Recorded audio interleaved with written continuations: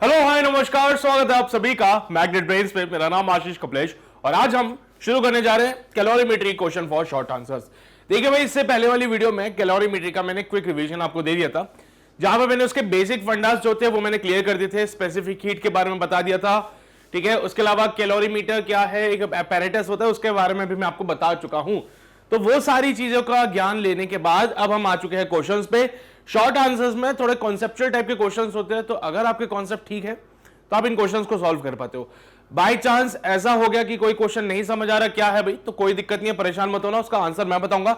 लेकिन हाँ, उसका आंसर समझने के बाद अब आपको उसका कॉन्सेप्ट पता होना चाहिए फिर। ठीक है, यानी कि अगली बार दोबारा अगर सवाल आ जाए तो आप उसको सॉल्व जरूर करोगे। राइट, चलिए भाई, तो पेन और पेपर लेकर तैयार हो जाओ, क्योंकि शुरू करने जा रहे हैं आज का session with the very first question. And question is heat a conserve quantity. बोले भैया, क्या हीट एक कंजर्व क्वांटिटी है? क्या हीट एक कंजर्व्ड क्वांटिटी है? कंजर्व मतलब जो इनिशियल जैसा है फाइनली भी वैसा ही हो। क्या हीट कंजर्व्ड क्वांटिटी है? सोचना पड़ेगा।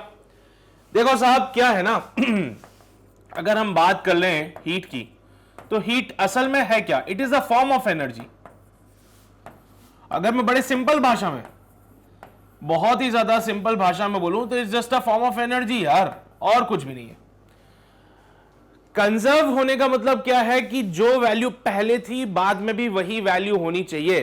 ठीक है, अगर हम बात करें एनर्जी की, अगर मैं बात करूं टोटल एनर्जी की, वो कंजर्व्ड होती है, क्योंकि हम यही कहते हैं, क्या कहते हैं भाई, energy can neither be created nor be destroyed. Energy can neither be created nor be destroyed. बोलते हो ये बात? हाँ सर, बिल्कुल बोलते हैं।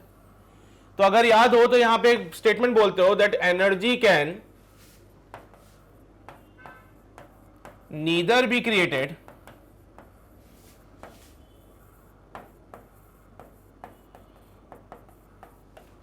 nor destroyed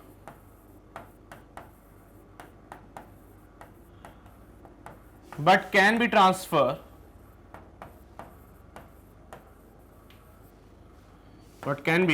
transferred from one form to another form।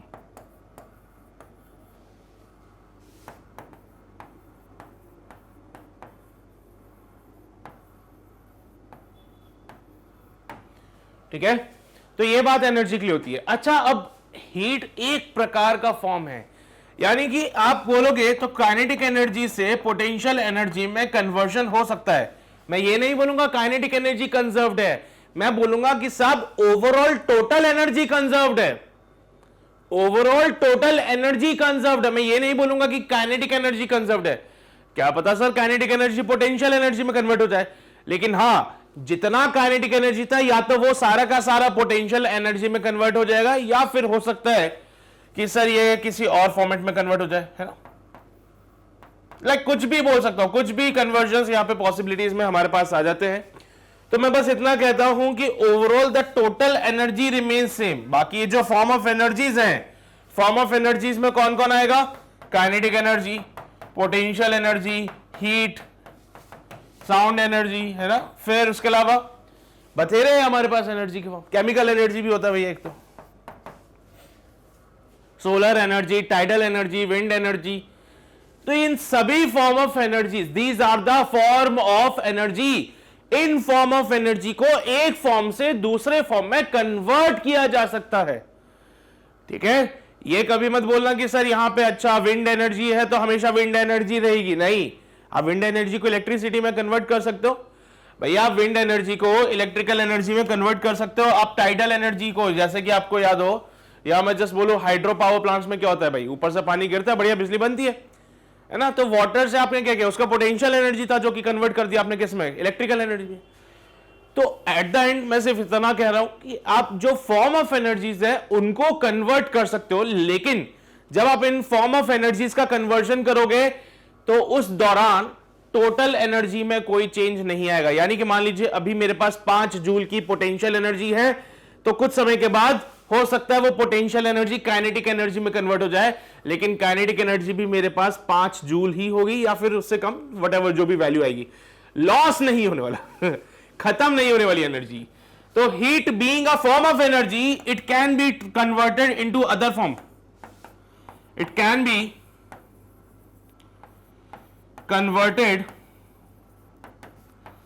Into other form of energies.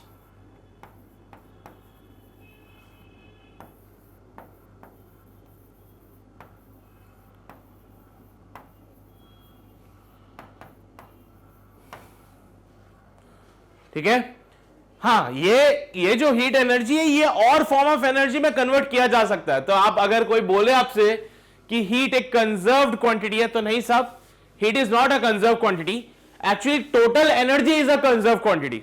तो यहां पे स्टेटमेंट लिख देना that heat is not a conserved quantity, not a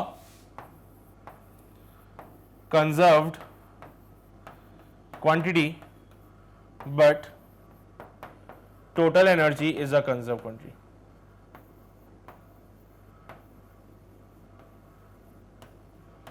total energy conserved है, हीट तो कन्वर्ट हो जाती है सर दूसरे फॉर्मेट में, हीट तो दूसरे फॉर्म में कन्वर्ट हो जाएगी, लेकिन टोटल एनर्जी किसी और फॉर्म में कन्वर्ट थोड़ी हो जाएगी।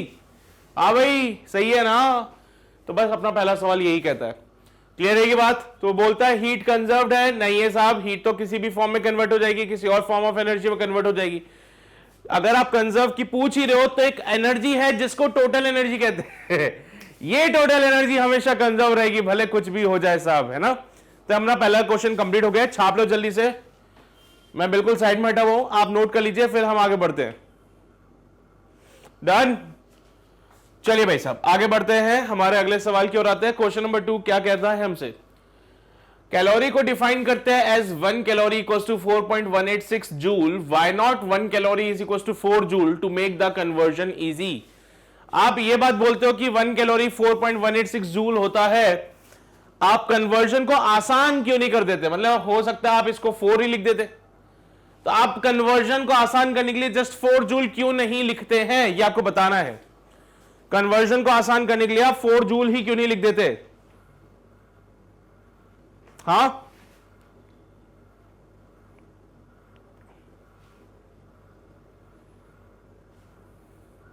चलिए भाई बताऊं कैलोरी क्या होता है भाई। तो साहब calorie is defined as the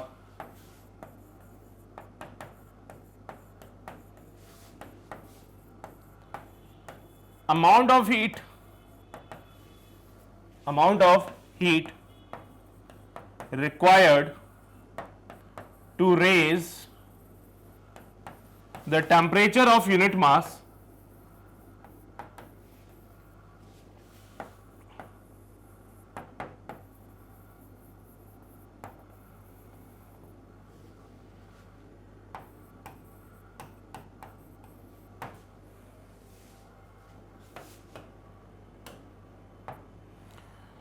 भाई यूनिट मास का टेम्परेचर यूनिट राइज करने के लिए, यूनिट मास का टेम्परेचर यूनिट राइज करने के लिए, यूनिट मास बोले तो 1 ग्राम ले लेता हूं, काम आसान करते हैं थोड़ा सा।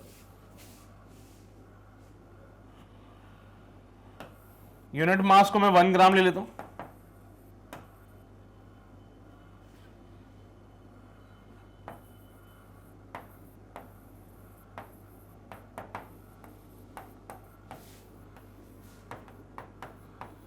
एक ग्राम सब्सटेंस का 1 डिग्री टेम्परेचर बढ़ाना है, कोई भी सब्सटेंस हो सकता है ना?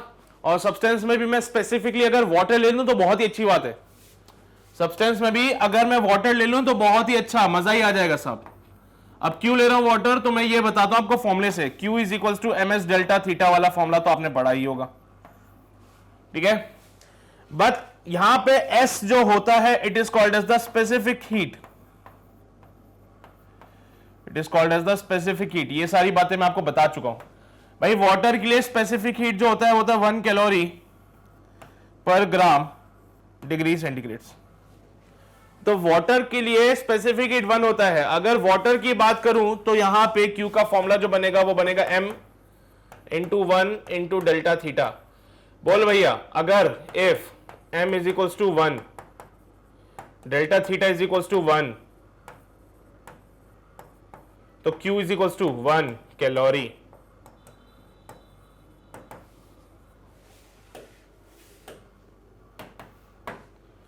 लो भाई बोलो, सहमत हो मेरी बातों से? अगर m 1 हो जाए, अगर डेल्टा थीटा भी 1 हो जाए, तो उस केस में q कितना हो जाएगा? 1 कैलोरी। तो if m is equals to 1 gram, delta theta is equals to 1 degree, यानी कि टेम्परेचर का जो राइज किया है वो 1 डिग्री किया है, उस केस में जो हीट हो जाएगा दैट विल बी और 1 कैलोरी।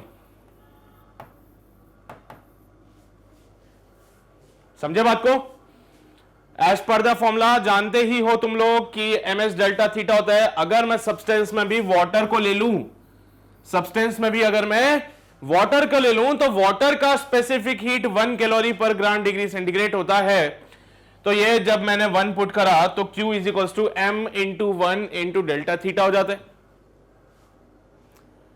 वाटर बोलने से मैंने स्पेसिफिक हीट को 1 कर दिया है। अब पिक्चर में सिर्फ m और डेल्टा थीटा बचता है, और इन्होंने स्टेटमेंट में कहा है amount of heat required to raise the temperature of 1 gram of water. 1 gram water का टेम्परेचर 1 डिग्री बढ़ाना है, उसके लिए जो हीट लगेगी वो 1 कैलोरी कहलाती है।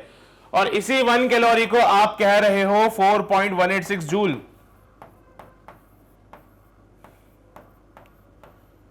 अगर आप यहां पे 4 जूल करते हो तो it is not 1 calorie. 4 joule 1 calorie के बराबर नहीं होता, यानी कि अब आप उतनी हीट सप्लाई नहीं कर रहे हो, because the heat is less bye.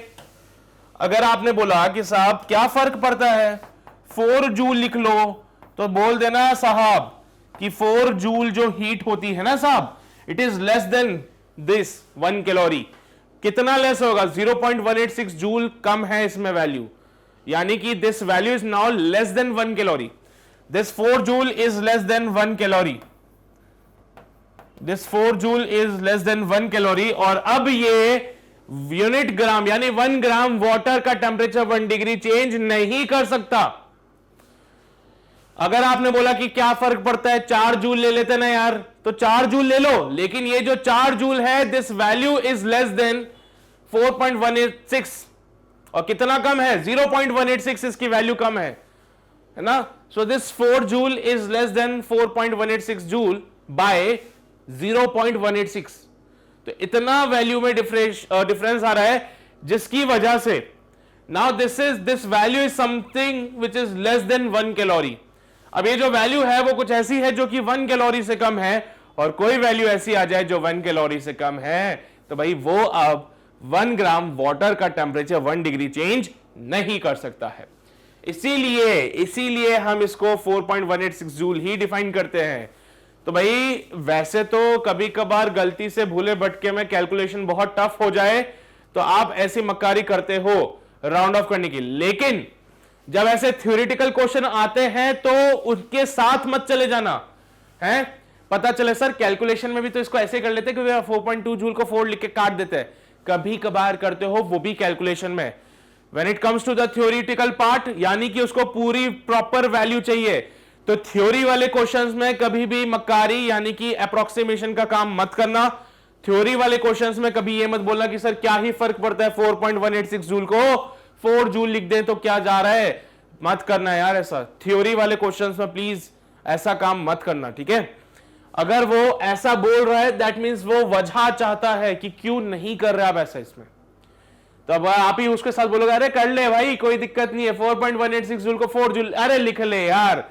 मना करना उसको बोलना कि अगर तूने यहाँ पे 4 जूल लिखा ना तो तेरी वैल्यू 1 कैलोरी से कम आ जाएगी, और 1 कैलोरी से कम वैल्यू पे वो अब 1 ग्राम वाटर का टेम्परेचर 1 डिग्री सेंटीग्रेड से चेंज नहीं कर सकता है। समझ रहे हो अंतर क्या है 4.186 जूल और 4 जूल में? भाई यही है कहानी क्वेश्चन नंबर 2 की। नोट किया सभी ने? अरे सभी ने नोट किया, समझ रहे हो तुम लोग? चलिए जी आगे बढ़ते हैं। हमारा अगला सवाल क्वेश्चन नंबर 3 क्या कहना चाहता है हमसे, आओ जरा देखें। A calorimeter is kept in a wooden box to insulate it thermally from the surrounding. Calorimeter का मैंने आपको बताया था, प्रिंसिपल भी बताया था, एपैरेटस भी बताया था। इन्होंने बोला है कि आप इसको एक वुडन बॉक्स में रख रहे हो इसको इंसुलेट करने के लिए, इसको इंसुलेट कर रहे हैं, वो भी थर्मली फ्रॉम द सराउंडिंग। तो भैया क्या जरूरत आ गई इसको इंसुलेट करने की? भाई कैलोरीमीटर में हमने क्या बोला था कि यहां पे कंटेनर होता है आपके पास में, इसका आप क्या करते हो, यहां पे सर इंसुलेशन कर देते हो, एक वुडन कंटेनर में इसको रखते हैं, यहां पे थर्मली इंसुलेटेड मटेरियल इसमें पुट ऑन कर देते हैं यहां पे। This is what thermally insulated material, this is the wooden box.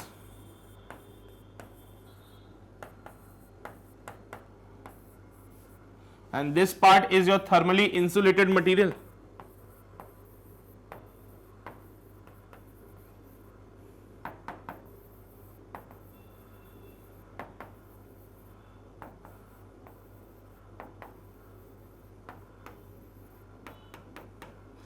ये आपका थर्मली इंसुलेटेड मटेरियल हो जाएगा, ये वुडन बॉक्स हो जाएगा। आप कैलोरीमीटर को इसमें रख रहे हो, क्यों रख रहे हो भाई? साकी साहब देखो क्या होता है, कैलोरीमीटर में हम मिक्स करते हैं दो अलग अलग सॉल्यूशन को। कैलोरीमीटर में हम मिक्स करते हैं दो अलग अलग सॉल्यूशंस को, एक होता है कोल्ड सॉल्यूशन, एक होता है हॉट सॉल्यूशन। अब when it comes to the hot solution, मिलावट हो जाए यहां पे, एक कोल्ड सॉल्यूशन होता है, एक हॉट सॉल्यूशन होता है। हॉट वाले को मैं रेड कलर से बना देता हूं यार। एक होता है हॉट, एक होता है कोल्ड। दोनों को मिक्स कर दिए यहां पे। अब क्या होता है भाई, अगर मैं इसको थर्मली इंसुलेट ना करूं तो ये जो हॉट वाला पार्ट है, हॉट लिक्विड जो है, इसमें से हीट जो है सराउंडिंग में चली जाएगी। This is called heat loss. क्या होता है, हॉट लिक्विड से जो हीट है वो सराउंडिंग में चली जाती है। This is called heat loss. मैं नहीं चाहता हीट लॉस हो, मैं चाहता हूं कि इस हॉट वाले से जो भी हीट है सारी इस कोल्ड लिक्विड के पास चली जाए। मैं चाहता हूं हॉट लिक्विड से जितनी भी हीट है सारी की सारी किसके पास जाए, कोल्ड वाले के पास जाए, और ताकि हमारे जो रिजल्ट है वो प्रॉपर्ली मिल सके। भाई बोलते ना कैलोरीमेट्री में, प्रिंसिपल ऑफ कैलोरीमेट्री क्या कहता है?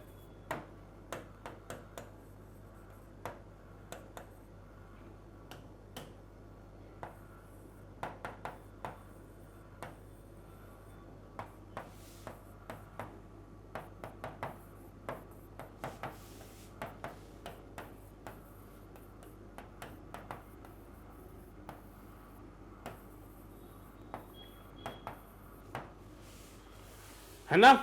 तो यहां पे ऐसी कहानी चलती है। तो मैं नहीं चाहता हूं कि जो हॉट बॉडी से जो हीट आ रही है, हॉट लिक्विड है, hot body, what ever the thing is, इससे जो भी हमारे पास हीट आ रही है, मैं चाहता हूं वो सारी की सारी हीट किसके पास जाए, कोल्ड वाले बॉडी के पास जाए।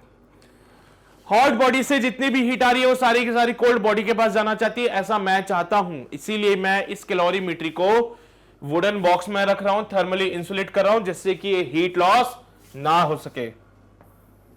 मैं नहीं चाहता ये हीट लॉस हो। तो in order to avoid the heat loss, in order to avoid heat loss to the surrounding,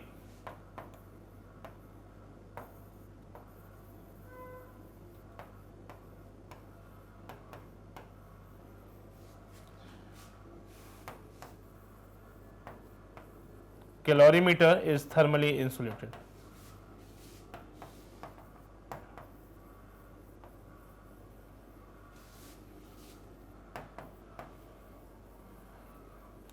अच्छा, कुछ लोगों का दिमाग ये चल रहा हो कि सर क्या दिक्कत आ रही है आपको, मतलब क्या समस्या क्या है, हैं? अगर हीट लॉस हो भी गया तो आपको क्या दिक्कत है इससे?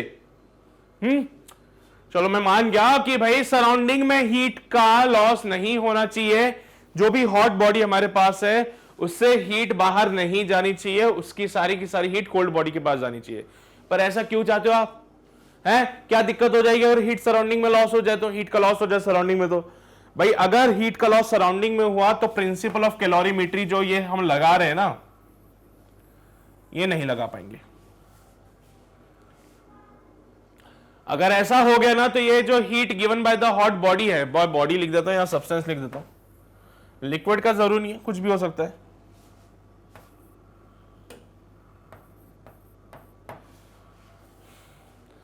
और वो जो heat taken by the cold body है, वो बराबर नहीं हो पाएगा इस केस में, फिर बिल्कुल भी नहीं हो पाएगा, तुम सोचते रहना फिर।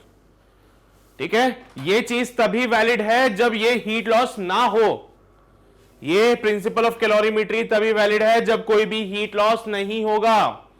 मान लो अगर हीट लॉस हो गया फिर तो साहब हॉट बॉडी ने जो हीट दी उसमें से कुछ पार्ट सराउंडिंग में चला गया, बचा हुआ पार्ट कोल्ड बॉडी के पास आया। कोल्ड बॉडी ने आके शिकायत करी तुम लोगों से कि भैया जितनी हीट यहां पे हॉट बॉडी ने निकाली थी उतनी हीट मुझे नहीं मिली है, तो नुकसान हो गया ना तो अपना फिर। हाँ, तो हम नुकसान नहीं चाहते, हम नुकसान नहीं चाहते, इसीलिए ये हमारे लिए नेसेसरी है कि हम किसी भी कैलोरीमीटर को वुडन बॉक्स में थर्मली इंसुलेट करें, जिससे कि जो हीट है मिक्सचर का, सॉल्यूशन का, व्हाटएवर, वो सराउंडिंग में ना जा सके, वो सराउंडिंग में ना जा सके। भाई ये है हमारा क्वेश्चन नंबर 3, छाप लो जल्दी से, फिर हम आगे बढ़ते हैं। नोट किया, समझ गए बात को? ऑलराइट, तो चलिए भाई आगे बढ़ते हैं। क्वेश्चन नंबर 3 के बाद क्वेश्चन नंबर 4 की ओर आते हैं। In a calorimeter, the heat given by the hot object is assumed to be equal to the heat taken by the cold object. अभी हम यही बात कर रहे थे। तो क्या इसका यह मतलब है कि the heat of the two object taken together remains constant? हाँ, किसी भी कैलोरीमीटर में आप बोलते हो कि heat given by the hot object बराबर होता है heat taken by the cold object. तो क्या हॉट ऑब्जेक्ट और कोल्ड ऑब्जेक्ट की जो टोटल हीट होती है, the heat of the two objects taken together, heat of the two object taken together, यानी कि हॉट बॉडी और कोल्ड बॉडी का हीट अगर एक साथ ले लिया जाए तो वो कांस्टेंट होगा, यानी कि heat of the cold body plus heat of the hot body constant होगा क्या, ऐसा वो पूछता है।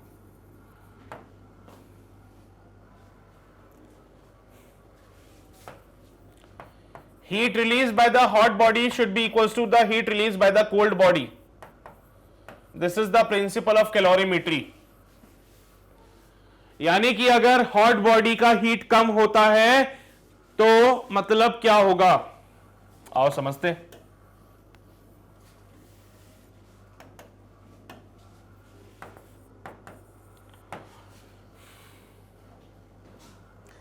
भैया heat given by the hot body object is equal to the heat taken by the cold object, है ना, ये होता है according to the principle of calorimetry.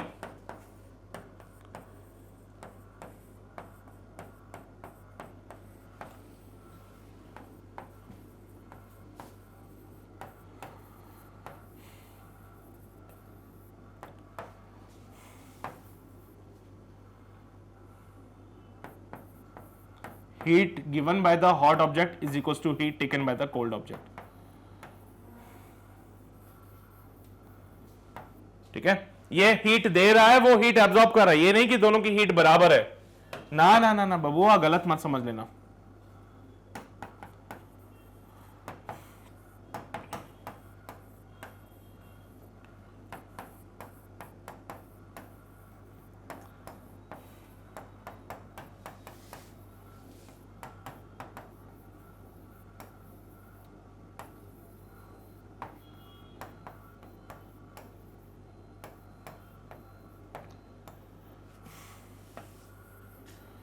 अब इसका तात्पर्य यह है कि जब हॉट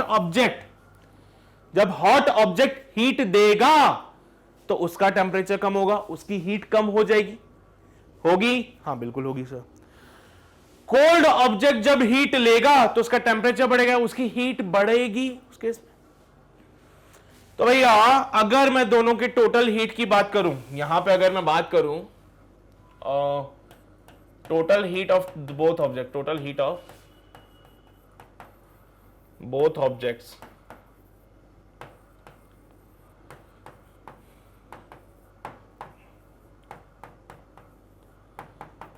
वो कांस्टेंट बोलता है।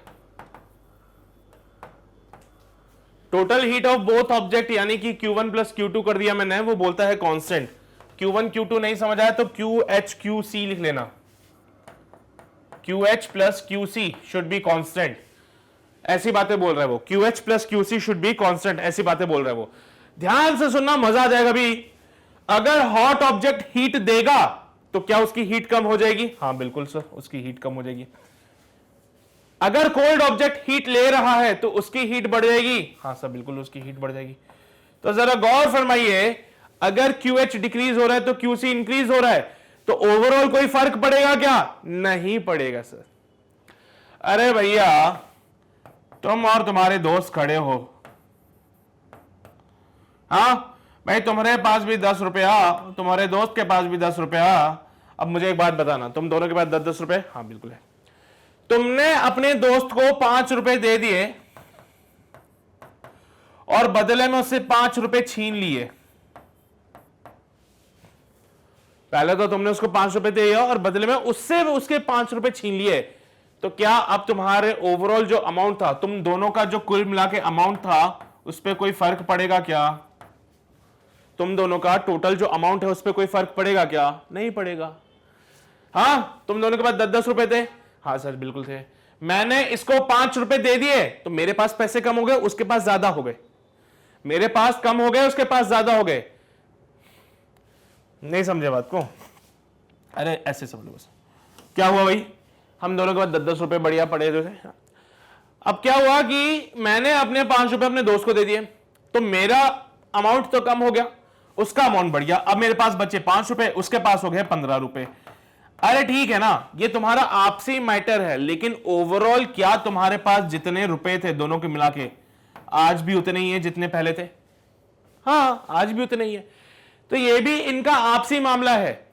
हॉट ऑब्जेक्ट ने कोल्ड को हीट दे दी तो उसका अमाउंट कम हो गया, लेकिन ये कोल्ड वाले का बढ़ गया, तो overall the thing remains constant. Overall the thing remains constant. तो टोटल हीट की अगर हम बात करें दोनों की, तो वो कांस्टेंट रहने वाली है। तो अगर आप यहां पे बात करोगे, does it means that the heat of the two objects taken together remains constant? तो yes it is, yes it is. तो यहां पे अगर कोल्ड बॉडी या हॉट बॉडी दोनों का जब टोटल हीट लोगे, वो कांस्टेंट रहेगा, क्योंकि कोल्ड बॉडी हीट लेता है, हॉट बॉडी हीट देता है। हॉट बॉडी ने हीट दे दी तो उसकी हीट कम हो जाएगी। अरे ऑब्वियसली बात है, उसकी हीट कम हो जाएगी। कोल्ड बॉडी ने हीट ले ली यानी उसकी हीट बढ़ जाएगी। एक का घट रहा है, दूसरे का बढ़ रहा है, क्या फर्क पड़ता है? Overall the thing remain same. बिल्कुल वैसे ही जैसे कि तुम्हारे पास 10 रुपए, तुम्हारे दोस्त के पास 10 रुपए है, तुमने अपने दोस्त को 5 रुपए दे दिए, तुम्हारे अमाउंट घट गया, तुम्हारे दोस्त का अमाउंट बढ़ गया, लेकिन overall the thing remain same. ये वही वाली बात है, ठीक है। तो अगर वो आपसे पूछता है तो क्या दोनों की हीट यहां पे कांस्टेंट होगी, तो बोलना बिल्कुल हाँ सर, दोनों की हीट यहां पे कांस्टेंट हो जाएगी। समझ रहे हो बात को? तो भाई यही है क्वेश्चन नंबर 4। जल्दी से छाप लीजिए, फिर हम आगे बढ़ते हैं हमारे अगले सवाल की ओर। छाप लिया?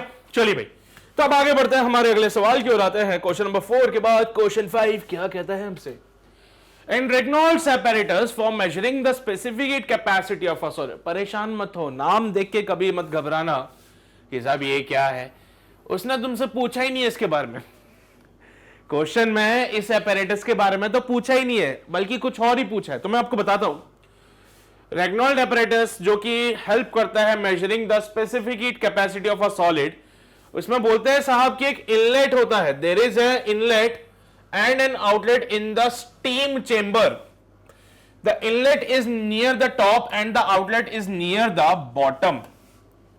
ये बात उसने बोल दी है साहब, ये डेटा दे रखा, अभी ज्ञान दिया है आपको। बोला भाई रेनॉल्ड apparatus का किस काम आ रहा है? For measuring the specific heat capacity of a solid. इसमें एक इनलेट और एक आउटलेट होता है, और किसके लिए होता है? वो स्टीम चेंबर के लिए होता है। अब तुम समझदार हो, तुम समझ चुके हो स्टीम चेंबर है मतलब स्टीम आएगी और फिर जाएगी, है ना। इन्होंने बोला इनलेट वाला जो पार्ट है वो ऊपर बनाया जाता है और आउटलेट वाला पार्ट बॉटम के पास में है। अब ये बोल रहे हैं why is it better than the opposite choice where the inlet is near the bottom and the outlet is near the top. सवाल यह है कि भाई ऐसा क्यों नहीं कर देते कि इनलेट को तो नीचे बना दो और आउटलेट को ऊपर बना दो, है। जस्ट मैं एक एग्जांपल के तौर पे सिंपल सा एक apparatus बना रहा हूं, जस्ट बहुत सिंपल सा apparatus, कुछ भी नहीं इसमें। इन्होंने बोला साहब कि आपके पास ये वाला सिचुएशन है, ये इनलेट हो जाएगा, कुछ भी बना रहा हूं मैं, कोई जरूरी नहीं है आपको, बिल्कुल भी ऐसी चीज जरूरी नहीं कि साहब मुझे पता होना चाहिए apparatus के बारे में। नहीं पता, कोई दिक्कत वाली बात नहीं है, जरूरत भी नहीं है इसमें। ठीक है, ये इनलेट वाला पार्ट हो जाएगा and this is for the outlet. अब तुम समझदार हो, समझना क्या होता है। होता यूं है कि इसमें स्टीम चेंबर की बात कर रहे हो, ठीक है, स्टीम चेंबर की बात कर रहे हो। तो भैया स्टीम चेंबर की बात अगर हो रही है तो this is your steam chamber, तो स्टीम एक तरफ से आएगी, ऐसे ही होगा। तो यहां से स्टीम आती है, यहां पे स्टीम चेंबर है, स्टीम एंटर करती है, उसका हीट लॉस होता है यहां पे, ठीक है भाई। क्या होगा, जैसे ये स्टीम अंदर आएगी, यहां पे स्टीम चेंबर के अंदर इसकी हीट का लॉस होता है। कलर दूसरा यूज कर लेते हैं सर। तो यहां से स्टीम एंटर करती है, जैसे स्टीम यहां पे एंटर करेगी, यहां पे हीट लॉस होता है।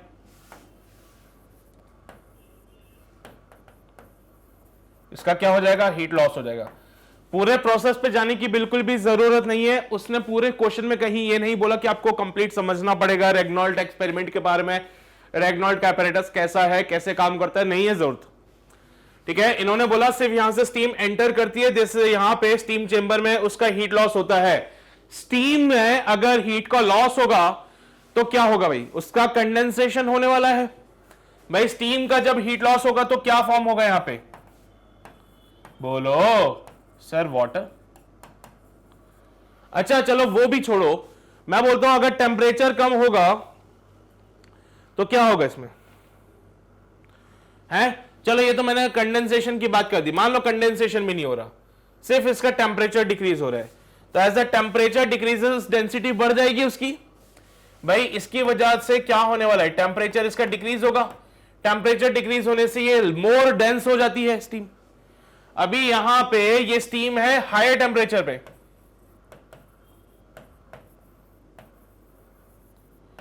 ये स्टीम है अभी हायर टेम्परेचर पे, ये स्टीम चेंबर में आती है, हीट का लॉस होता है, टेम्परेचर डिक्रीज होता है। टेम्परेचर डिक्रीज होने से इसकी डेंसिटी बढ़ जाती है, जिसकी वजह से ये भारी हो गई। भारी होने की वजह से ये स्टीम नीचे आ जाती है बॉटम पार्ट पे। ये वो स्टीम है जो कि लेस टेम्परेचर पे है। भाई मोर डेंस होने की वजह से वो नीचे आई। अब सर क्या हम इकट्ठा करके अचार डालेंगे स्टीम का, नहीं ना। तो ये स्टीम जब यहां पे आई, इसका काम सिर्फ इतना सा हीट देने का, इसका काम था सिर्फ हीट देने का। तो ये स्टीम आती है, हीट देती है, इसका काम खत्म, ठंडी पड़ गई, डेंस हो गई, नीचे आ जाती है और ये आउटलेट से बाहर आ जाती है। ये काम है इसका, ठीक है। अब इन्होंने कहा कि भाई आप एक काम करो ना, चैम्बर वैसे ही बना दो, लेकिन एक काम कर लो, ऐसे इसको बना दो आउटलेट और इसको बना दो इनलेट। तो बोलना भैया स्टीम यहां से आएगी, हाँ बिल्कुल आएगी सर। ये क्या है, स्टीम है एट हायर टेम्परेचर।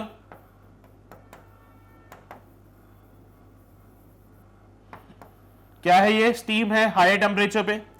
काम क्या है इसका, हीट देने का सर। हीट यहां से लॉस हो जाएगी इसकी, जिसका हम एक उपयोग कर लेंगे। यहां से हीट लॉस हो रही है, ये हीट लॉस हम यूज करते हैं आगे, ठीक है।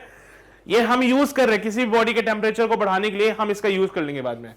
अब समझो बात को, हीट लॉस होने के बाद फिर से क्या बनती है, स्टीम बनती है, जो कि लेस डेंस होने की वजह से नीचे नीचे तैरती रहेगी।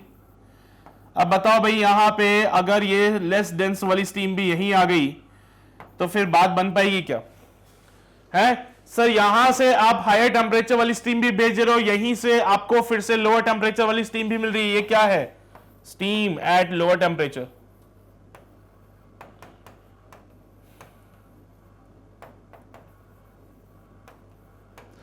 क्या है ये, स्टीम है लोअर टेम्परेचर पे। यहीं पे आपको स्टीम मिल रही है हायर टेम्परेचर पे, यहीं पे आपको स्टीम मिल रही है लोअर टेम्परेचर पे भी। भाई ये तो मिक्सचर हो गया, मिक्सचर हो गया। तो बताओ अब क्या तुम्हें तुम्हारी जो हीट मिल रही थी वो मिल पाएगी, है सर। हायर टेम्परेचर की स्टीम भी यहीं पे, लोअर टेम्परेचर की स्टीम भी यहीं पे, तो यहीं पे पूरा प्रोसेस खराब हो जाएगा। एंड ये जो हीट लॉस हो रहा था या जो हीट हमें मिल रही थी, मैं लॉस नहीं बोलूंगा इसको क्योंकि ये वो हीट है जो हमें मिल रही है, क्या ये हीट मिलना शुरू हो जाएगी अब हमें, उतना ही मिल पाएगी, उतनी हीट मिल ही नहीं पाएगी जितनी हमें चाहिए। समझ रहे हो बात को? नॉर्मल सा फंडा है, कोई दिमाग नहीं लगाना है। दूसरी बात, अगर ज्यादा ही दिमाग लगाना है तो ऐसे लगा लो कि सर ये स्टीम आ रही है यहां से स्टीम चैम्बर में, इससे हमने हीट ले ली, हीट लेने के बाद अब क्या हुआ, उसका टेम्परेचर डिक्रीज हुआ, कंडेंसेशन हो गया, पानी बन गया, पानी यहां से बाहर निकल जाएगा। ठीक है ना? ये भी तो हो सकता है। ये भी तो हो सकता है कि सर यहां से स्टीम आई, हाई टेम्परेचर पे थी, यहां पे स्टीम चैम्बर में से इसने हीट दे दी, स्टीम ठंडी हो गई, ठंडी होने के बाद क्या हुआ भाई, टेम्परेचर डिक्रीज हुआ और उसका फाइनली कंडेंसेशन हो गया, लिक्विड बन गया यहां पे। तो ये वाटर जो है वो बाहर आउटलेट से आ जाएगा। मान लो ऐसा कुछ सिचुएशन यहां हो जाए, सर यहां से स्टीम आई, यहां पे स्टीम चैम्बर में हीट उसने दे दी, हीट देने के बाद टेम्परेचर डिक्रीज हुआ, टेम्परेचर डिक्रीज होने के बाद कंडेंसेशन होकर वाटर बन गया, वही पानी यहां पे, वही स्टीम यहां पे। तो भाई जो नई स्टीम आप प्रोवाइड करा रहे हो, क्या वो ऑलरेडी ठंडी हो जाएगी फिर? तो उस केस में आपको हीट मिल पाएगी क्या? नहीं मिलेगी। तो वो यही बोल रहा है कि is it better than the opposite choice where the inlet is near at the bottom and the outlet is near the top. वो बोल रहा है why it is better than the opposite choice, ये वाला इससे बेटर क्यों है? तो समझदार तो आप हो ही सही, समझते तो हो आप। वो बोल रहे हैं कि ये वाला जो अपने पास स्ट्रक्चर है ये इससे बेटर क्यों है? तो भाई ये बताने वाली बात है क्या? ये कोई बताने वाली बात है? बोलो।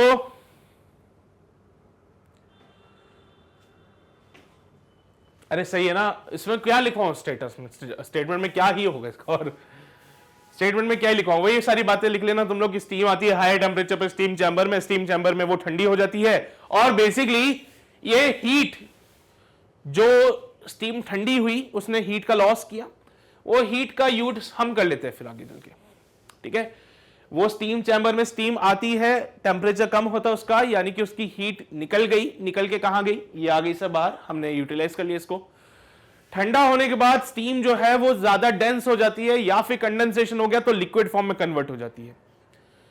ठंडा होने के बाद स्टीम जो होगी वो डेंस हो जाएगी, या फिर अगर कंडेंसेशन हो गया तो लिक्विड फॉर्मेट में वो नीचे इकट्ठा हो जाएगी एंड यहां आउटलेट से बाहर आ जाएगी। तो बहुत अच्छी चीज है sir, proper use of gravity के साथ हम यहां पे इस पे काम कर रहे हैं। लेकिन अगर इधर आ जाओ भाई, ग्रेविटी भी तो कुछ होती है भाई, ग्रेविटी कहां गई? ग्रेविटी का भी तो ध्यान रखना पड़ेगा अपने को। तो वही चीज यहां पे है कि भाई मान लो अगर यही इनलेट दे दिया मैंने, तो स्टीम जाती है हाई टेम्परेचर पे, बढ़िया चेंबर में उसने हीट का लॉस किया, टेम्परेचर डिक्रीज हुआ, मोर डेंस हो गई, या फिर कंडेंसेशन हो गया, तो भाई लिक्विड फॉर्म में बिकॉज ऑफ द ग्रेविटी नीचे आ जाएगा लिक्विड। अरे लिक्विड की तो टेंडेंसी होती है भैया कि ग्रेविटी के डायरेक्शन में चले जाएगी वो, तो ग्रेविटी तो नीचे की तरफ लगती है, तो जो लिक्विड बनेगा वो नीचे आ जाएगा। अब नीचे ही गर्म स्टीम, नीचे ही लिक्विड, क्या मतलब है सर इसका? फिर हमें हीट ही नहीं मिल पाएगी इस केस में तो प्रॉपर्ली। यहां पे आपको प्रॉपर्ली जो हीट की रिक्वायरमेंट है वो मिल रही है, लेकिन वो चीज यहां पे नहीं मिल पाएगी। That's why this part is better then this, यही वो आपसे पूछ रहा था। यहां तक तो मतलब एटलीस्ट यहां तक तो भैया उन्होंने सिर्फ नॉलेज दिया है आपको, और कहीं पे भी आपसे ये नहीं बोला कि आपको रेग्नॉल्ट एपरेटस के बारे में पता होना चाहिए। नहीं पता कोई बात नहीं, उन्होंने क्वेश्चन में आपको समझाया है इसके बारे में। समझ गए? पक्का ये डायग्राम बना लेना ऐसा ऐसा करके, वो तुम्हारी इच्छा श्रद्धा के अनुसार होगा। फिर हो गया? चलिए तो आगे बढ़ते हैं हमारे अगले सवाल। क्वेश्चन नंबर 5 के बाद क्वेश्चन नंबर 6 की ओर आते हैं। तो क्वेश्चन नंबर 6 क्या कहता है? When a solid melt or a liquid boils, the temperature does not increase even when the heat is supplied. याद है आपको, हमने बोला था लेटेंट हीट। जब भी हम किसी ऑब्जेक्ट को लेटेंट हीट देते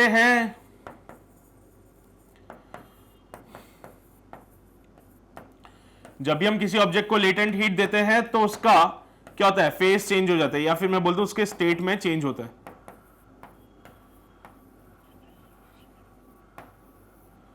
Without changing the temperature,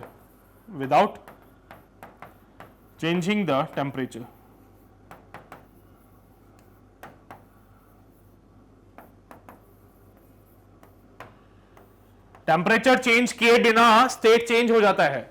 तो भाई ये हो क्या रहा है? असल में ऐसा है कि हम हीट दे रहे हैं तो टेम्परेचर ही नहीं बढ़ता है। ऐसा क्या हो रहा है फिर हीट का? हीट से ऐसा क्या कर रहे हैं कि टेम्परेचर में चेंज नहीं हुआ?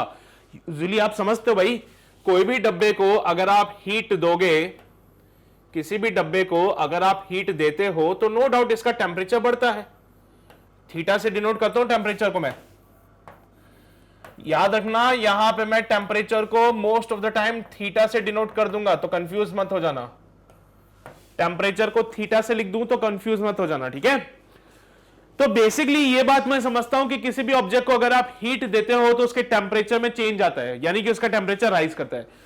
लेकिन सर ड्यूरिंग अगर आप लेटेंट हीट दे रहे हो तो लेटेंट हीट के दौरान सिर्फ उसका फेस चेंज होता है, यानी कि सर बर्फ जो है वो वाटर में कन्वर्ट हो जाती है, वाटर जो है वेपर में कन्वर्ट हो जाता है उस दौरान जो हीट हमने सप्लाई करी थी। तो भाई उस हीट का यूज क्या ऐसा हो रहा है कि सिर्फ फेस चेंज हुआ, टेम्परेचर में चेंज नहीं हुआ? ये आपको बताना है, ये आपको विचार करना है। करोगे एक बार विचार, सोचो जरा क्या बात बन सकती है।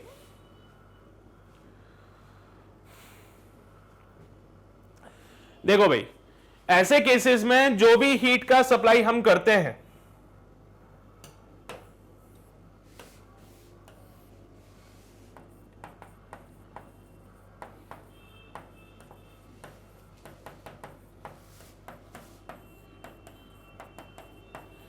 उसका यूज करते हैं इन ब्रेकिंग द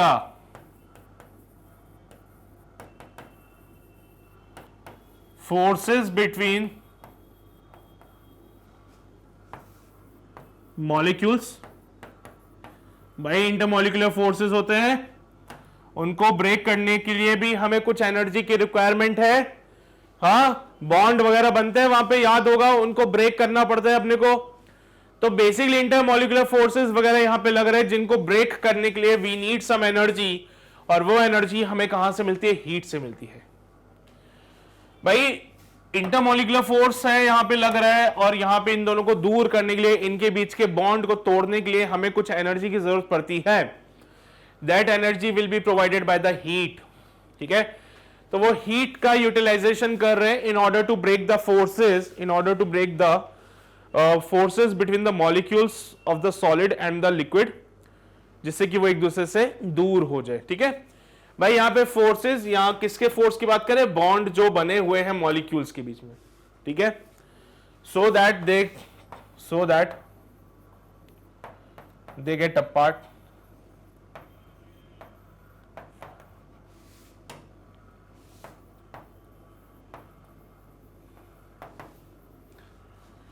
और फेस चेंज यहां पे हो पाए,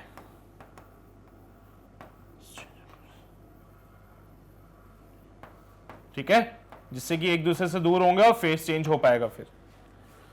तो यहां पे जो हीट का सप्लाई हमने किया है वो हीट टेम्परेचर को बढ़ाने में मदद नहीं करती, बल्कि वो हीट का यूटिलाइजेशन होता है ये बॉन्ड फोर्सेस को तोड़ने में। बॉन्ड जो बने हुए भाई मॉलिक्यूल्स के बीच में, उनको तोड़ने में इस हीट की पूरी रिक्वायरमेंट आती है। इसके अलावा ये हीट और कोई काम नहीं करती। इस हीट को क्या कहते हैं भाई? लेटेंट हीट कहते हैं, ठीक है? दो प्रकार के लेटेंट हीट हमारे पास होता है, latent heat of fusion and latent heat of vaporization. वे फ्यूजन वाला पार्ट तब आता है जब आप सॉलिड से लिक्विड में कन्वर्जन पे जाते हो, और वेपराइजेशन वाला जो पार्ट आता है, लेटेंट हीट ऑफ वेपराइजेशन, वो तब आता है जब लिक्विड से वेपर के फॉर्मेट में कन्वर्ट करते हैं चीजों को, ठीक है? छाप लो जल्दी से।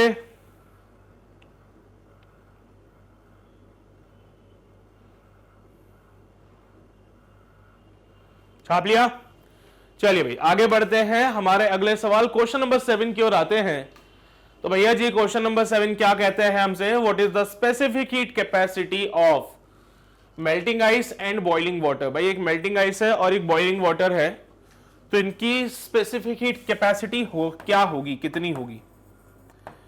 थियोरेटिकल सवाल है, लेकिन उससे पहले आपको स्पेसिफिक हीट कैपेसिटी के बारे में पता होना चाहिए। स्मॉल एस या फिर स्मॉल सी से लोग इसको अक्सर डिनोट करते हैं, और फॉर्मूले में अगर देखें तो Q is equals to m into small s into delta theta होता है भाई।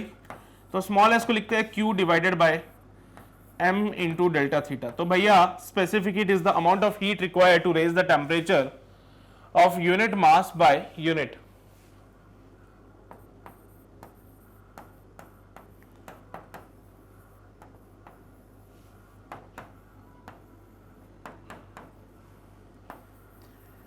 amount of heat required to raise the temperature of unit mass by 1 degree centigrade. सीधी सी बात है भाई, यूनिट मास कुछ भी हो सकता है, 1 ग्राम ले लेना, मोस्ट ऑफ द टाइम 1 ग्राम ले लेंगे, ठीक है। यूनिट मास बोले तो 1 ग्राम ले लेना यार, मजा आ जाएगा। तो यूनिट मास का राइज अगर यूनिट करना है, यानी 1 ग्राम हमारे पास कोई भी सब्सटेंस है, उसका अगर मुझे टेम्परेचर 1 डिग्री सेंटीग्रेड राइज करना है तो मैं उसमें हीट दूंगा, that is called as the specific heat, है ना। अब अलग अलग सब्सटेंसेस के लिए बात अलग अलग होती है। जैसे मेल्टिंग आइस के लिए 0.5 होता है, मेल्टिंग आइस के लिए this will be 0.5 for melting ice. Specific heat जो होता है वो 0.5 कैलोरी पर ग्राम डिग्री सेंटीग्रेड होता है, ठीक है। तो मेल्टिंग आइस के लिए तो वैल्यू हो जाएगी 0.5। लेकिन वहीं पे अगर हम बात करें बॉइलिंग वाटर के लिए, तो बॉइलिंग वाटर के लिए इट विल बी अप्रोक्सीमेटली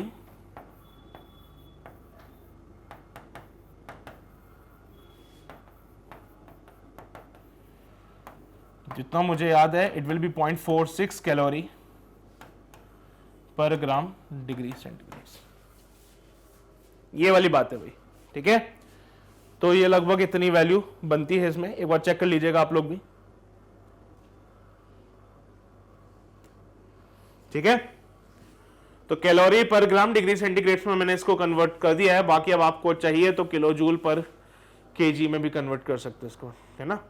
तो आप चाहें तो इसको जूल पर केजी केल्विन में भी कन्वर्ट कर सकते हो। आप जानते हो या भाई 4.2 से मल्टीप्लाई करना है, 4.186 से मल्टीप्लाई कर लेना, ठीक है। 1 कैलोरी में इतना होता है तो वो जूल में आ जाएगा, बाकी केजी और केल्विन में कन्वर्जन करना पड़ेगा फिर आपको।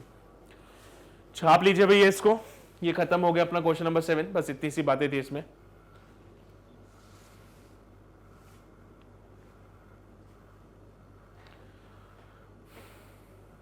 हो गया, चलिए भाई तो आगे बढ़ते हैं to the next question. Question number 7 के बाद क्वेश्चन 8 बोलता है, एक आदमी की skin is more severely burnt when put in contact with the 1 gram of steam at 100 degree centigrade than when put in contact with 1 gram of water at 100 degree centigrade। भैया अगर एक आदमी की स्किन की बात करें तो 1 ग्राम स्टीम जो कि 100 डिग्री सेंटीग्रेड पे है और 1 ग्राम वाटर जो कि 100 डिग्री सेंटीग्रेड पे है, सबसे ज्यादा कौन जला सकता है? तो सबसे ज्यादा जलाता है भैया 1 ग्राम ऑफ स्टीम जो कि 100 डिग्री सेंटीग्रेड पे है। अब वजह क्या है ये आपको विचार करना पड़ेगा। एक बार सोचा देखा क्या आंसर बनता है इसका। हाँ भाई, तो इसका आंसर दें क्या हम लोगों?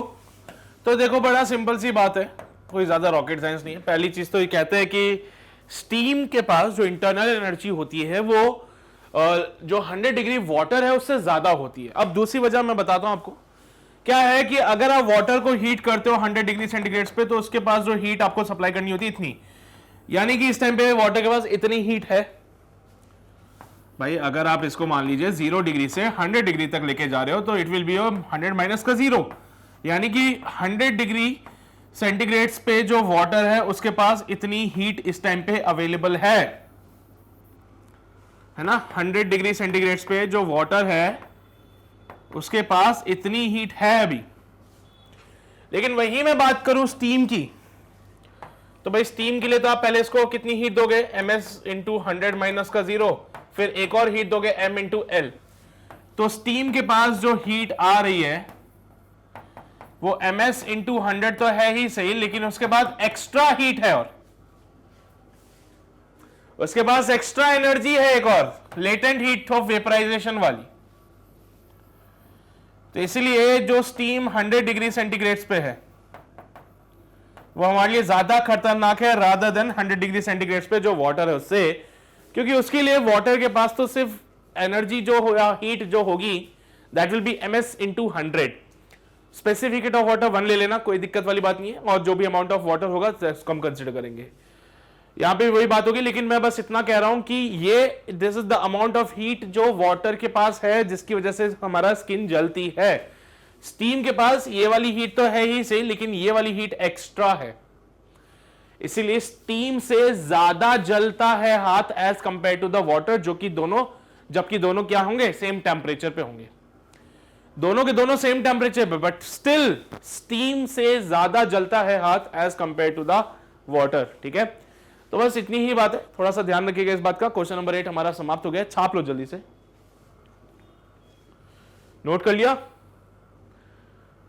चलिए भाई आगे बढ़ते हैं। क्वेश्चन नंबर 8 के बाद अब आएंगे हम क्वेश्चन नंबर 9 की ओर। क्वेश्चन 9 क्या कहता है हमसे, the atmospheric temperature in the cities on the sea coast changes very little. भाई आपको भी पता है जो कोस्टल एरियाज होते हैं वहां पे टेम्परेचर में बहुत ज्यादा चेंज नहीं आता है, यानी कि अगर आप कोस्टल एरियाज में रह रहे हो तो वहां पे बहुत ज्यादा गर्मी बहुत ज्यादा सर्दी ऐसा नहीं होगा, मॉडरेट सा टेम्परेचर होगा। इवन सर्दियों में भी मैं कहूंगा आपको कि बहुत ज्यादा ऐसा नहीं कि एकदम जैकेट वगैरह पहन के बहुत सारे कपड़े आपको पहनने पड़ेंगे, नॉर्मली आप एक सिंगल स्वेटर से भी काम चल जाएगा आपका, है ना।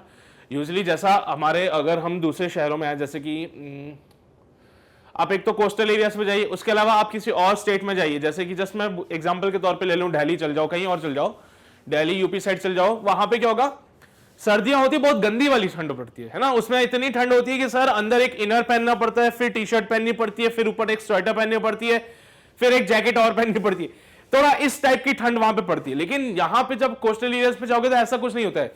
अच्छा, यहाँ पे गर्मी भी बहुत ज्यादा पड़ती है, दिल्ली साइड अगर आप इस साइड जाओगे, दिल्ली यूपी साइड, तो गर्मी बहुत ज्यादा पड़ती है, इतनी गर्मी पड़ती है कि साहब क्या करें सब उतार दो एकदम ऐसे घूम रहे। तो कोस्टल एरियाज में ऐसा नहीं होता, कोस्टल एरिया में मॉडरेट सा टेम्परेचर होता है, गर्मियां होंगी पर मैं नहीं बोलूंगा बहुत ज्यादा गर्मी होगी, सर्दियां होंगी बट ऐसा नहीं बहुत ज्यादा ठंड हो रही है भाई, है सिंपल नॉर्मल सी ठंड होती है, आप अफोर्ड कर सकते हो उसके इजीली।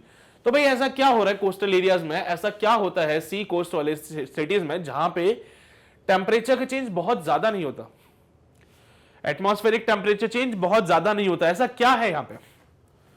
एनीवन कोई जानता है? विचार कर लो, एक बार सोच लो, उसके बाद मैं आपके सोचने के बाद बताऊंगा कि क्या हो रहा है यहां पे। एक बार ट्राई करो सभी लोग।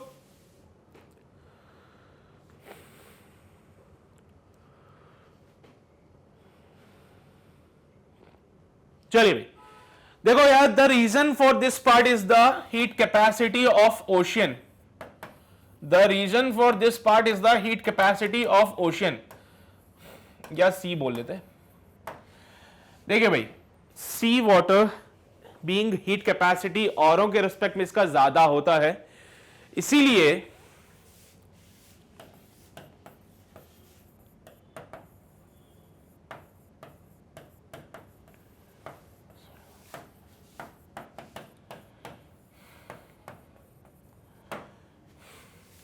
therefore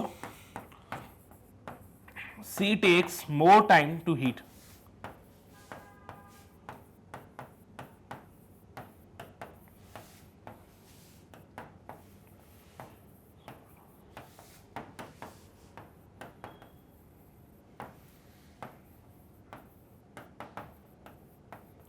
औरों के रिस्पेक्ट में सी को थोड़ा सा ज्यादा समय लगेगा हीट होने में, और क्योंकि देखो हीट होने में ज्यादा समय लग रहा है औरों के रिस्पेक्ट में, तो माओ भाई राजस्थान साइड हो, चट्टाने जहां पे होंगी, पथरीला इलाका जहां पे होगा, वहां पे देखना जबरन गर्मी पड़ती है ना, तो जहां पे चट्टाने होंगी, जहां पे पत्थर वगैरह होंगे, वहां पे बहुत ज्यादा गर्मी पड़ती है। क्यों? वो बहुत जल्दी गर्म हो जाते हैं सर, धूप पड़ेगी, चट्टाने गर्म हो जाएगी, उसके बाद गर्मी गर्मी। फिर कोस्टल एरियाज में ऐसा नहीं है, समुद्र है, समुद्र में थोड़ा समय लगता है सर गर्म होने में, इसीलिए ऐसा नहीं हो कि बहुत ज्यादा वाली गर्मी वहां पे पड़ जाती है, ठीक है, इसीलिए वहां पे बहुत ज्यादा वाली गर्मी नहीं होती। हाँ, ऑल्दो वहां पे वो उमस टाइप का पार्ट होता है, ह्यूमिडिटी ज्यादा होती है वहां पे, है ना। The reason is being again सी है भाई, हीट होगा, वेपर प्रेशर वाली बात है ना, पढ़ा है तुमने वेपर प्रेशर, तो वाटर वेपर वाली सिचुएशन वहां चलती है, तो उसके अलग रीजन है। बट ठीक है, अभी मैं सिर्फ इतना से कह रहा हूं कि टेम्परेचर में चेंज बहुत ज्यादा इसलिए नहीं होता क्योंकि पहली बात तो इसको हीट होने में टाइम लगेगा, हीट कैपेसिटी ज्यादा होती है औरों के रिस्पेक्ट में, that's why it takes more time to heat, ठीक है, गर्म होने में इसको ज्यादा समय लगेगा, इसलिए बहुत ज्यादा ही गर्मी यहां पे नहीं हो पाती। चलिए भाई ठीक है, कोई बात नहीं, तो गर्मियां तो चलो ज्यादा नहीं होती क्योंकि भाई पानी वाला पार्ट है और पानी को गर्म होने में समय लगता है, तो डेफिनेटली वहां पे इतना इफेक्ट नहीं आएगा हीट का। सर्दियों में क्या होता है,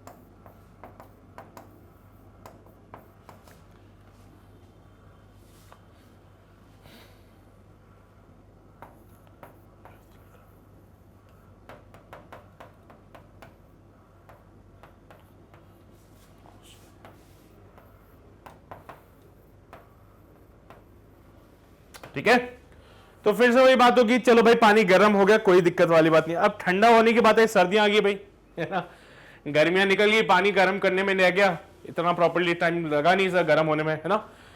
तो ये चीज तो होगी। अब आई सर्दियां, सर्दियों में क्या होगा भाई, ठंडा होना चाहिए था सर इलाके को। फिर से यहाँ पे रॉक्स पे और सॉइली पार्ट पे क्या होता है, जल्दी से ठंडी हो जाती है। रेगिस्तान में जाओ भाई, सॉइल है वहां पे, दिन में ऐसी जबरन गर्मी पड़ती है, मजा ही आ जाता है। क्यों? क्योंकि रेत गर्म हो जाती है जल्दी, बहुत जल्दी गर्म होती है रेत, इसलिए बहुत ज्यादा गर्मी पड़ती है दिन में, और बहुत जल्दी ठंडी भी हो जाती है, इसलिए सर्दियों में बहुत गंदी वाली ठंडी पड़ती है यहाँ पे, है ना। तो रेगिस्तान में गर्मी भी ज्यादा, सर्दी भी ज्यादा। द रीजन इज बीइंग कि यहाँ पे सॉइल जो है बहुत ज्यादा गर्म हो जाती है, बहुत जल्दी ठंडी भी हो जाती है। लेकिन वाटर के साथ ऐसा नहीं है, वाटर के साथ ऐसा नहीं है, ठीक है।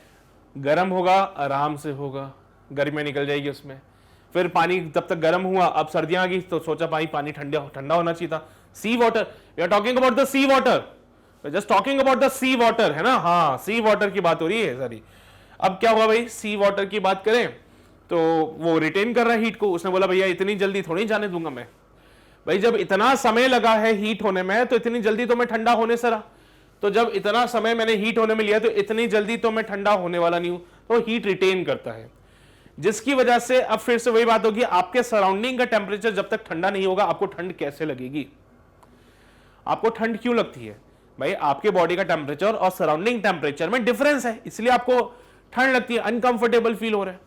बेसिकली अगर ऐसा हो जाए कि आपकी बॉडी का टेम्परेचर और सराउंडिंग टेम्परेचर एक जैसा हो, ना तो आपको ठंड लगेगी ना आपको गर्मी लगेगी, है ना भाई। अगर तुम अपने नॉर्मली घर में कमरे में बैठे हो तो तुम्हारी बॉडी का टेम्परेचर और रूम टेम्परेचर बहुत ज्यादा वेरिएशन नहीं होता उसमें। हाँ, मतलब 3-4 डिग्री सेंटीग्रेड का अंतर होगा, लेकिन बहुत ज्यादा वेरिएशन नहीं है। इसी वजह से आप अपने कमरे में बहुत कंफर्टेबल फील हो, नॉर्मल एक टी शर्ट पहन के आप बैठे हुए हो, कोई दिक्कत नहीं है। लेकिन मान लो भाई गर्मियां हो, अब बाहर चल जाओ, बाहर धूप चमक रही एकदम 50 डिग्री का टेम्परेचर हो रहा है, तो आपको गर्मी लगेगी। क्यों? क्योंकि बाहर का टेम्परेचर आपकी बॉडी टेम्परेचर से ज्यादा है, आप अनकंफर्टेबल फील करोगे उसके उसमें, ठीक है। तो बेसिकली हमारी बॉडी, हर बॉडी चाहती है कि थर्मल इक्विलिब्रियम में है, तो बाहर का जो टेम्परेचर होगा आपकी बॉडी भी उसके साथ मैच करने लगेगी, तो जिससे कि आपको गर्मी लगेगी। फिर तो आप क्या करते हो भैया, हाँ भाई सर हम जाके नींबू पानी पीते हैं, सोडा पीते हैं, है ना, गन्ने का जूस वगैरह वगैरह सब कुछ चलता है, फिर उस टाइम पे मट्ठा चलता है ना। अच्छा, अब सर्दियों के केस में भी ऐसे ही होता है, सराउंडिंग टेम्परेचर डिक्रीज हो गया, आपकी बॉडी का टेम्परेचर ज्यादा है भाई। अब आपकी बॉडी का टेम्परेचर ज्यादा, सराउंडिंग टेम्परेचर कम, आपका बॉडी टेम्परेचर सराउंडिंग के साथ मैच करना चाहता है, वो अपने टेम्परेचर कम कर रहा है, ठंड लगती है भाई, है ना। तो उस केस में क्या करते हैं, सब ब्लैंकेट वगैरह ओढ़ लेते हैं बढ़िया, ताकि हमारे बॉडी का टेम्परेचर मेंटेन रहे। तो वो यही है बेसिकली। अरे कोस्टल एरियाज में क्या है, सराउंडिंग में कौन है, समुद्र है सर, सिर्फ सराउंडिंग में कौन है, समुद्र है सिर्फ।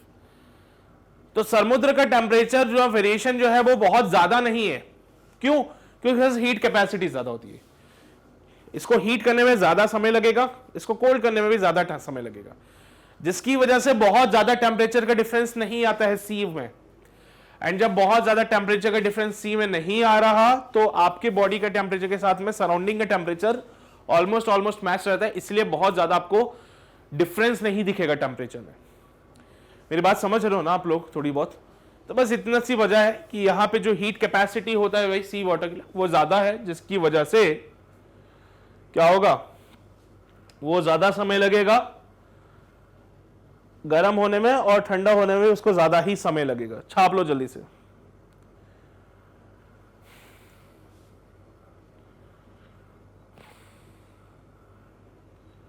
चलिए बढ़े आगे बढ़ते हैं हमारे अगले सवाल। क्वेश्चन नंबर 9 के बाद क्वेश्चन नंबर 10 की ओर आते हैं। सवाल कहता है, should a thermometer bulb have a large heat capacity और the small heat capacity. Thermometer bulb है हमारे पास, उसकी लार्ज हीट कैपेसिटी होनी चाहिए या फिर छोटी हीट कम हीट कैपेसिटी होनी चाहिए। तुम्हें पता है लार्ज हीट कैपेसिटी के केस में क्या होगा, उसका लार्ज हीट कैपेसिटी के केस में क्या होगा, टेम्परेचर के वेरिएशंस पता चलने चाहिए अपने को मेनली, ठीक है। तो थर्मामीटर का बल्ब जो होता है वो नीचे जो लगा होता है जिससे आप टेम्परेचर मेजर करते हो, वो लार्ज हीट कैपेसिटी का होना चाहिए या फिर स्मॉल हीट कैपेसिटी का होना चाहिए। ये आपको विचार करना है, एक बार सोचो जरा, फिर हम बताते हैं कैसे करने सॉल्व। विचार किया कुछ? देखो भाई क्या होता है कि अगर हम बात करें बल्ब की, थर्मोमीटर बल्ब की, तो अगर उसका लो हीट कैपेसिटी होगा, if it has low heat capacity,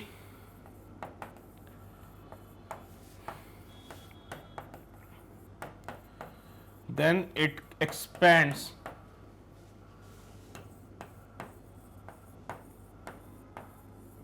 at higher temperature, expands more, है ना, at higher temperature,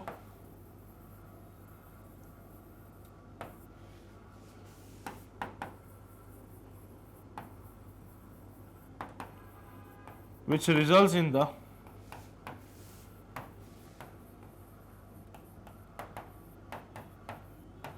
false reading.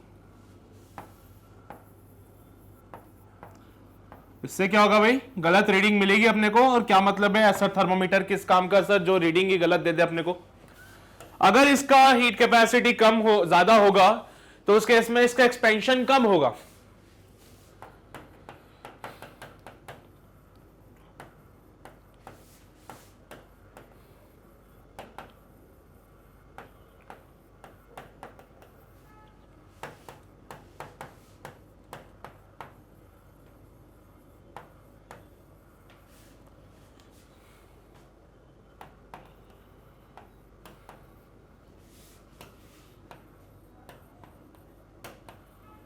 There will be no error